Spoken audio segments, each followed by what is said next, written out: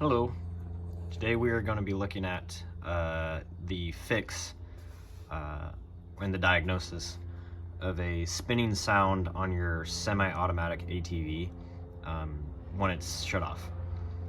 So I don't have any videos of this ATV. This is a 1995 Kawasaki Bayou 300 four-wheel drive. This ATV, I recently put this engine in it because the other one had a couple things that needed to be fixed, so I just put a whole new engine in it and used the other as a spare parts engine. The old engine ran and drove great. This one is needing some clutch adjustment and I'm gonna be putting the new clutch, or the old clutch pack, out of the previous engine in it. This engine I ran a couple times, and when it shut off in neutral, there would be a spinning sound sounding like a spinning centrifugal bearing, slowing down, and eventually it would have a clunk and it would stop. This is pretty consistent. So what was happening was this is your one-way bearing for your centrifugal. Since it is a semi-auto, you have no clutch, but as the speed increases, this one-way bearing spins faster and faster, which these springs will eventually get thrown out and make contact with this outer disc here. When all four springs get thrown out, you have full engagement of that clutch. Then your shifting mechanism in your clutch packs here will take over like just any manual ATV. The problem is with this one is it spins on a one-way bearing. One way, it constantly is moving with the engine, and the other, it is not.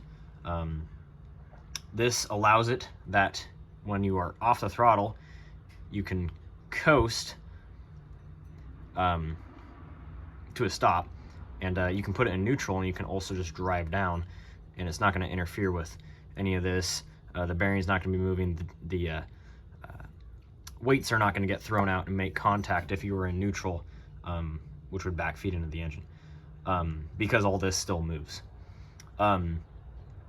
The problem with this one is it's a one-way bearing, and I can spin it this way, but I can freely spin it this way. But if I go fast, I can actually get quite a bit of movement before it actually stops. It's kind of hard to show with one hand, but as you can see here, I can get quite a bit of movement some of these times while going pretty fast before that one-way bearing actually engages, which it should not be doing.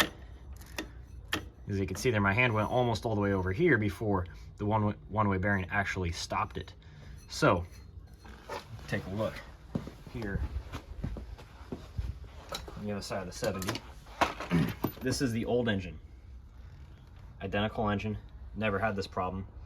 One-way bearing, smooth in this direction, but the second I try to go this direction, it has oil in it, so it's not going to move because it's slippery and it has resistance.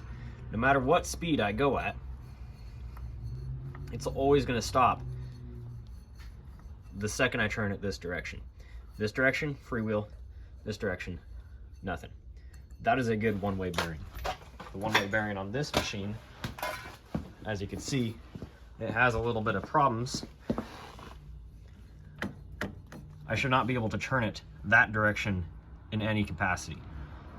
What's happening is that one-way bearing's going bad, and when this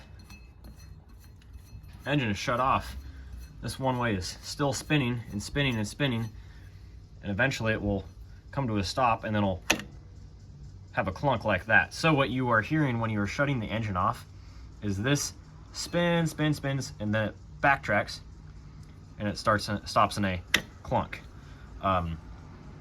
So there is nothing technically wrong with it. You can run it, and it's not going to hurt anything. It's just going to sound funny.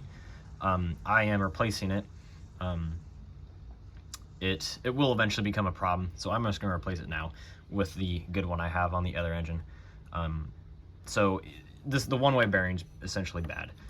It's not going to impact anything else other than it's just not going to engage at the proper point. Eventually, later on down the road, it could get so bad you can run into problems. But yep, see, it spin all the way there. So what you're hearing is it's spinning so fast, it just keeps on spinning, and then it will clunk to a stop with that one-way bearing.